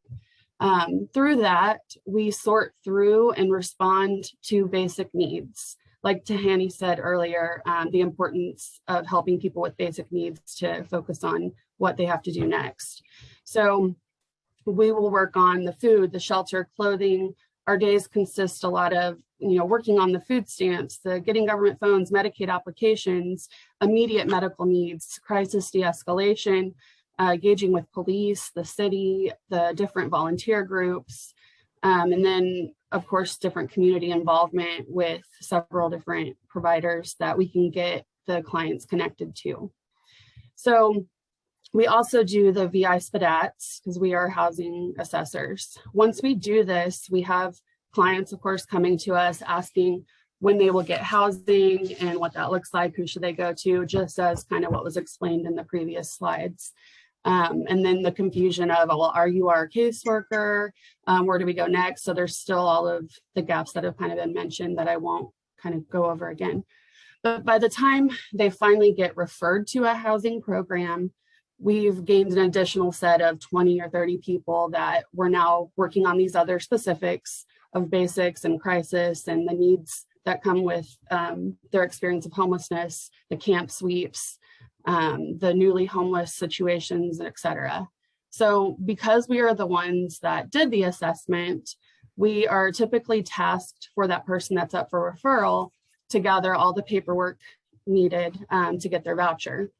We usually obtain multiple homeless documentations, the disability paperwork. We try in that process while we're kind of juggling the hundreds of people out in the streets, trying to get the birth certificates and IDs and everything ready for their housing. That can't always happen just because of our capacity. And then not to mention the packet itself. So once we get to your doorstep, a housing program's doorstep, we feel like successful. We feel a little bit of a breath of fresh air, like, okay, this is the connection that we've been needing, this person that we've been working on for maybe a year or 2 years that we've had to work on building rapport with. We've had to multiple times de-escalation and calling the police and working on mental health and things that don't sound housing first, as we just mentioned, but trying to just meet them where they're at to get them to the point where they'll accept housing. And we've gone through a lot of this background work to get to that point. And so once we get to a housing door, we're excited and feel successful, but our job hasn't necessarily been done at that point. And that's where kind of the gaps start playing in. We kind of get go back and redo birth certificates or IDs. Fortunately, I've been doing this in the field for about 11 years. I have landlord contacts and whatnot. So the housing navigation piece, I'm able to somewhat tackle. Usually Nick and I and other outreach workers will try to talk with each other. We'll reach out to people who might have a housing navigation title and say, hey, do you have a landlord that takes 1-bed units that include all utilities, which is so minimal and really difficult to find. So I'm able to find some housing with help, but not always. Once they do get that housing, just like what was mentioned, moving people into an empty place instead of creating a home, my heart can't do it. My heart cannot do it. And so if I know somebody is going into a place, I'm so grateful that our organization is connected to Flourish Furnishings. That does create an additional task in my hands where I put in a Flourish Furnishings referral and do that, get the U-Haul, move the furniture, make sure that they have a home. At that point, the clients feel like we're their case manager and we're trying to let them go, tell them, no, we've connected you to a housing program now. Stay with your housing team. We've got to now work on the camp under this bridge or the camp over here and try to get them connected to the housing program. But then, we'll constantly hear, well, I haven't heard from so-and-so, or the landlord will contact us and say, this person is going to be getting evicted. And we're continually hearing and seeing that. So it's a little outside of our scope of services once they get housed, but we care and we want to continue to work with the clients and help them. Even if someone in my position didn't care, which I don't know why they'd be in my position if they didn't, but the idea of them going through that whole thing and then ending up back on the streets, then they're back with me and working on the same exact stuff over again. And then us going through the referral process, getting them back into coordinated, going through the whole entire thing again. So if funding for this and those positions are available, then that's amazing. And I would love to see, more of those gaps filled. And I'm a person that loves collaboration. I'm a person that loves to work with others. And I know that one person cannot do everything. So I'm going to toss it over to Nick so that he can speak a little bit on his piece, what he does. Are you muted, Nick?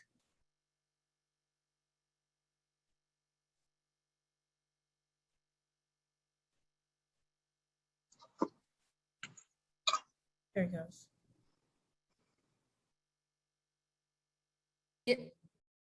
We can't hear you.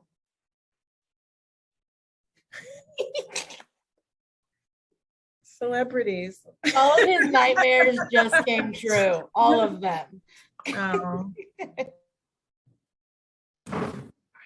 Here he comes. Oh, hey, how's it going? Thank you, Nick. Yeah, no problem. Amber did an excellent job. You're so articulate, Amber. So as far as our day-to-day tasks, I think she did a great job at explaining that. And then I just wanted to kind of highlight on some things like kind of what I feel like the gaps are when we're working. So like Amber explained, we put all this time and effort, and really we should be a bridge to services, and we shouldn't be the lead once they get referred. But the issue is certain providers don't always provide those supports. It's on the outreach worker to find the housing, to keep that rapport. And I really believe that agencies can build that same rapport. I also believe that, if you're having troubles finding someone, and I know a lot of our people don't have phones, I have no problem being the bridge and getting them connected, but I would also like them, when they're being referred, to be able to talk to the providers find the housing, things like that. What else? Sorry, my notes were in the other room. And then I think that's good. If you guys have any specific questions, I'll probably drop my information in the chat, and I would love to talk to you and things that you could do to better support the clients once they get to that point. Another afterthought is like, Amber described, we do keep, our clients still keep coming to us after they're housed. I would like to see better supports, like once they're housed within those services. For example, I have a client right now that was housed a couple of weeks ago, but he's still sleeping on our campus. And a couple of reasons of that is the rapport part with me. The second thing is his case management at the housing agency has never touched base with him. I know it might be hard because he's not necessarily at his apartment, but I could definitely connect them. And if they built that rapport, maybe it would help him get into his housing. Another piece with this gentleman is no one's reached out to help him with the basic needs. And that's really something that's not in my capacity, like his sheets, towels and things like that. And I understand for certain people, like this particular client does have a lot of challenges and obstacles, but at a certain point, it's on our job to reach out to them, to support them, and not wait for them to come to us. Yeah. So I'll drop my information if you have any other questions, and I'd love to give you more insight. All right. I would just weigh into that the compassionate souls that are on the streets who find themselves going into someone's apartment who has no towels, guess what they're going to do? They're going to go to Walmart and they're going to spend their own money, or they're going to beg from their friends or rummage through their cupboards to figure out what they can do to augment this person's needs. And, there's hundreds of people that they're trying to help. Plus, it draws them away from what their scope is. And there's still people who live outside that desperately need those connections and a lifeline back to the system. But they're running around doing housing stuff rather than doing outreach stuff. And it's just far too much. And we have some really talented outreach workers in the community, and we cannot afford to lose them to burnout. So just for what that's worth. Hey, Markea, I have helped with that client with I know you a have. few I know things. you have. I already know the drill. I've done it myself. Yeah. So Appreciate it, yeah, Markea. please, if you have questions about these things, or you're interested in learning more about how to engage folks in the woods or under bridges, talk to these two because they do it every day and they're incredibly good at it. So John Trammell, Right. he's going to bring us home with a light conversation about racial equity. Absolutely, you know. Well, thank you so much, everyone, for all the sharing that's happened so far. I mean, it's been obviously a ton of information, a little overwhelming because this is my first time to sit through all this as well. So definitely, I'm like most of you trying to sort of digest like a 40-pound steak, which I've never tried, but I'm sure it's hard. So anyway, well, I'm gonna try to make this quick. The information I have is probably definitely more than what can be covered in about 16 minutes. In fact, it's probably more important than what really can be covered in the whole 3 hours if we just focused on this for 3 hours. And, you know, I want to say too, as a caveat, just as a way to start, is that Evelyn Duffy, who's on the administration committee and is a program manager with Restart, was part of the development of this content for today. And was unable to be here due to a out of the office commitment. So just to say that, you know, Evelyn put a lot of thought into this as well. And I'm just going to be the one talking since Evelyn couldn't be here. And, you know, and I think it's important to also name, and I'll say a little bit more about this here before, you know, as I get into it a little more, is that I definitely am no expert in racial equity. I don't think any of us are experts in this. Part of, I think, how it all works is that we, in a lot of these systems, right, we claim that our expert status, and that's a way for us to privilege ourselves over other people and avoid accountability and so many other things. And that's not really what this is about. I'm just as likely to screw this up as anyone.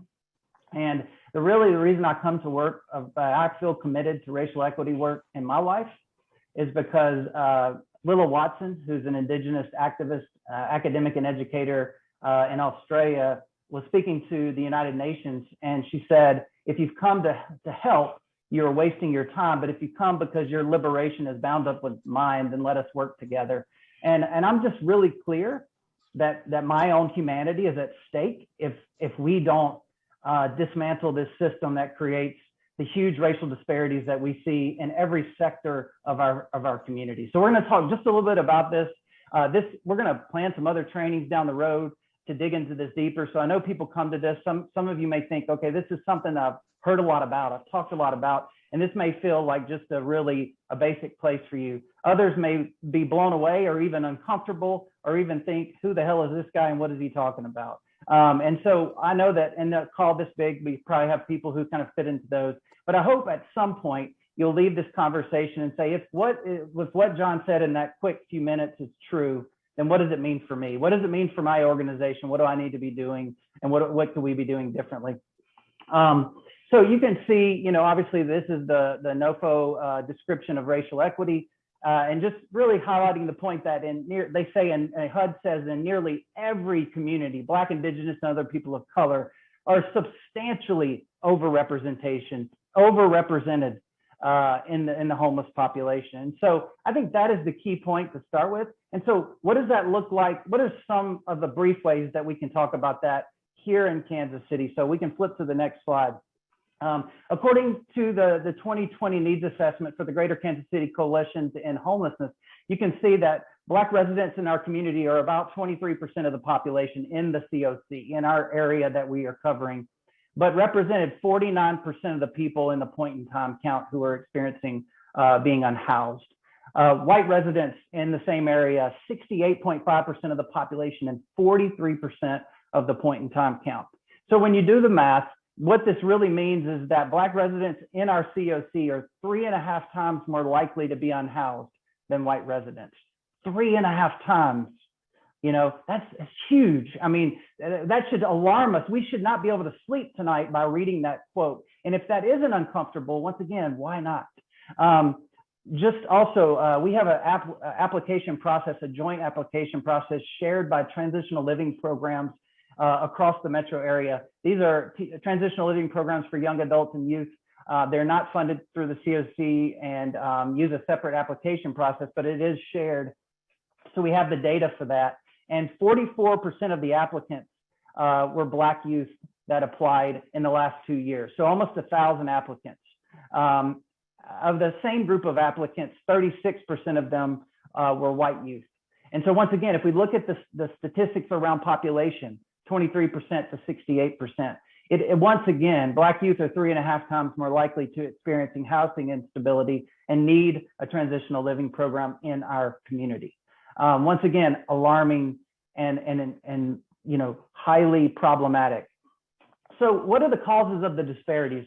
I think it's important because so many times when we come to this conversation on race equity, we're all coming with a very different understanding of what race is and what it means in our society, right? If I asked you today, how do you define racism? I've already got the cheat sheet up there in this slide, but normally I wouldn't put that up. I would just say, how do you define it? We don't have time to really do it that way, but we would get a myriad of answers, right? Bigotry, violence, hatred, discrimination, bias.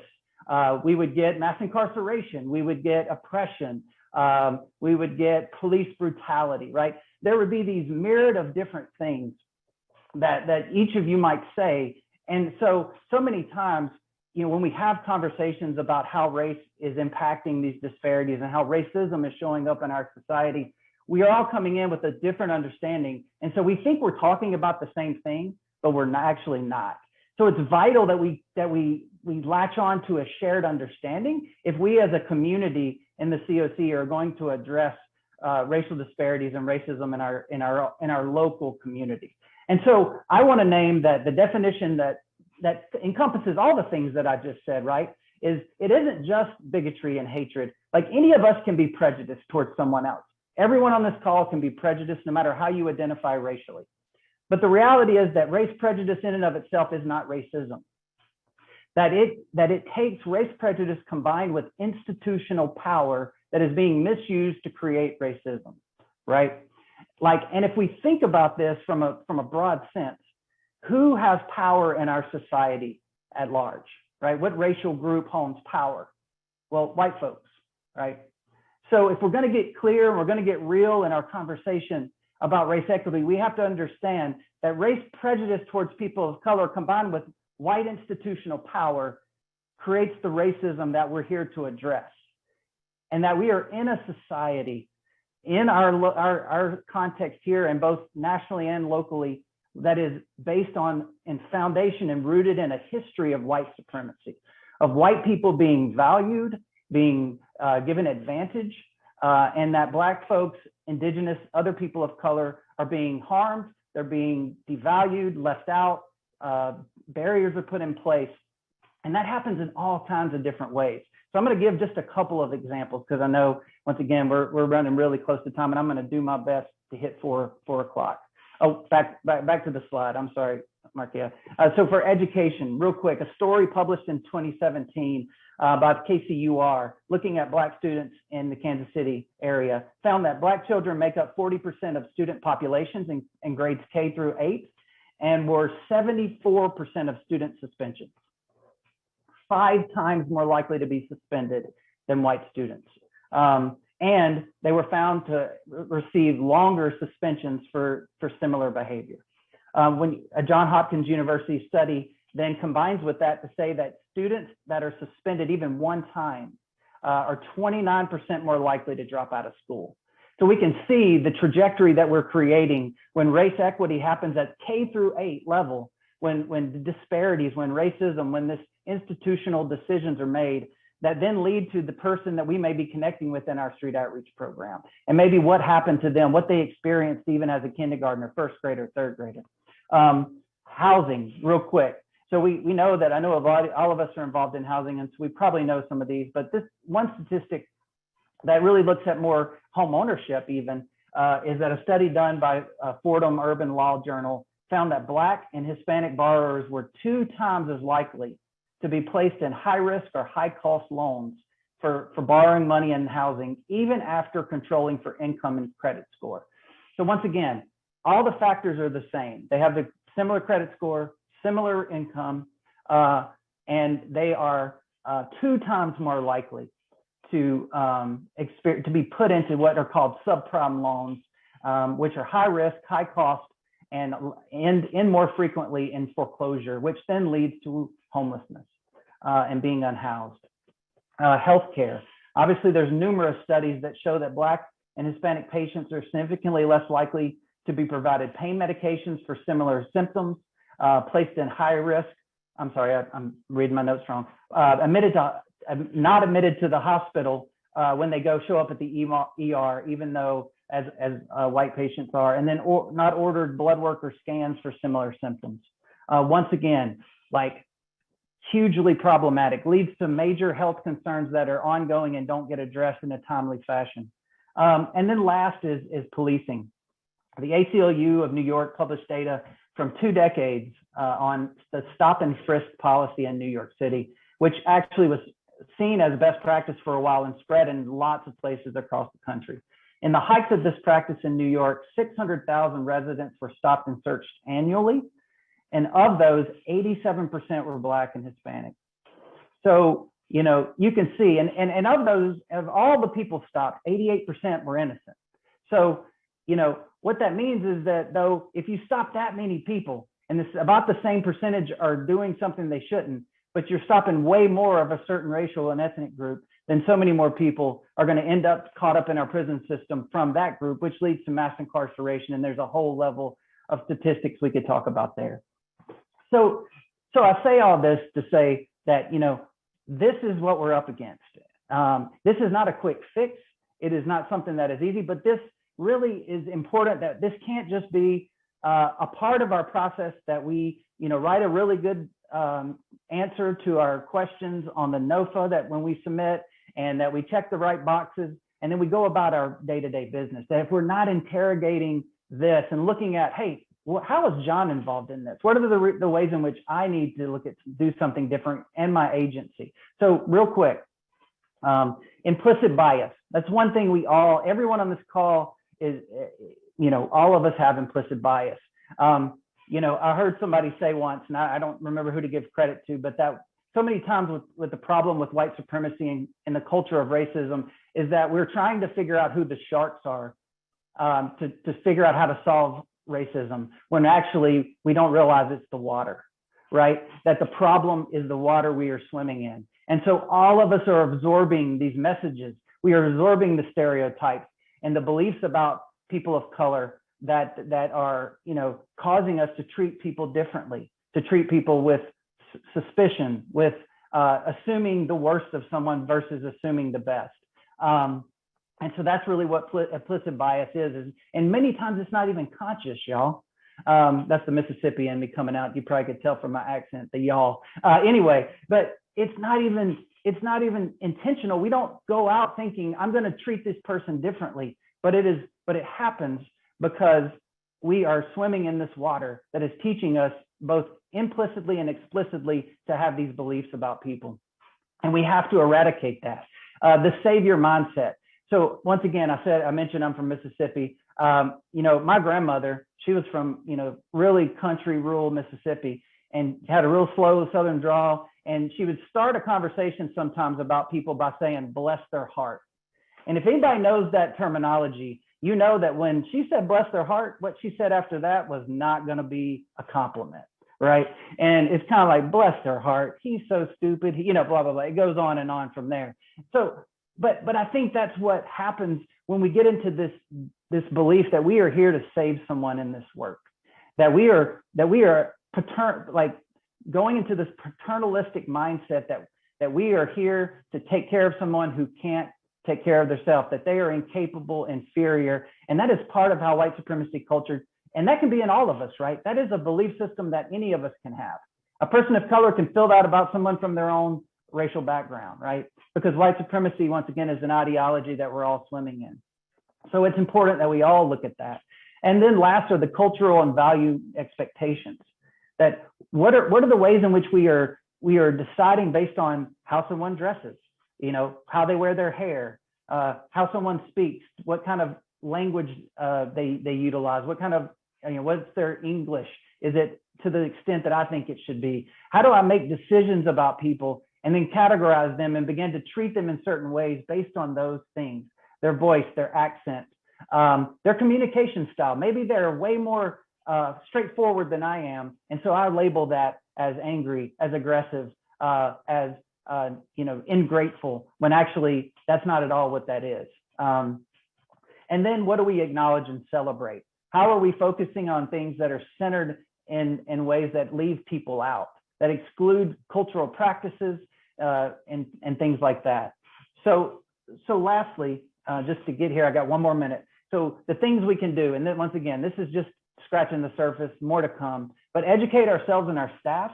That should be priority, and not just the mandatory training that the COC says we need to, that us as a group decides are mandatory, but we need to be diving deep into this and really educating ourselves on how to eradicate this from ourselves, our agencies, and our system. We need to pay for this. There are people that do this work, particularly people of color, who have dedicated their livelihoods to this, and they should be paid for the labor they've put into helping educate us on this issue. Increased representation, that our staff, our leadership, our boards of directors should represent the people that we are working with, and should represent people of color across the board. And so we need to pay attention to that and you know, this isn't about having tokenism. This is about having real, meaningful representation across the board, because once again, this is about power. And if we're not willing to shift power, then we're not going to really make a difference in changing these disparities that we see. And then last is establishing intentional policies, practices, and evaluations.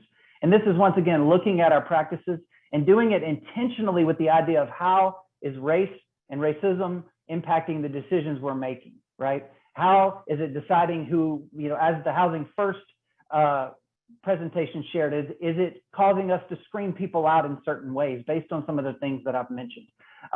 Is it causing us to exit people for things that maybe a white participant wouldn't be exited for, because we give this person the benefit of the doubt while we assume the worst of this person? Once again, I say all these things to say this isn't about me. I'm not here sort of in a self-righteous place.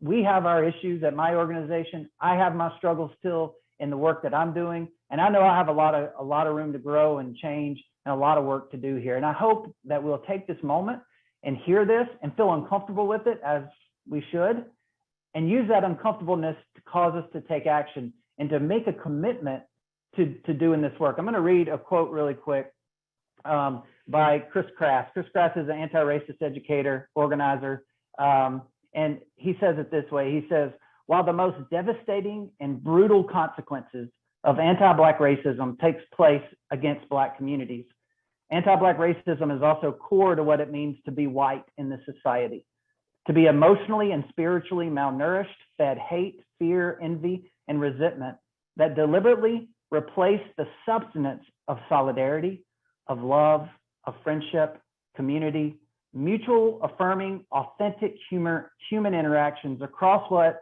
became the color line of a white supremacist society." So what we want to do is move from that fear, from that envy, from that resentment to that place of love, of solidarity, friendship, community, and those mutually affirming, authentic human interactions. And if that is our goal,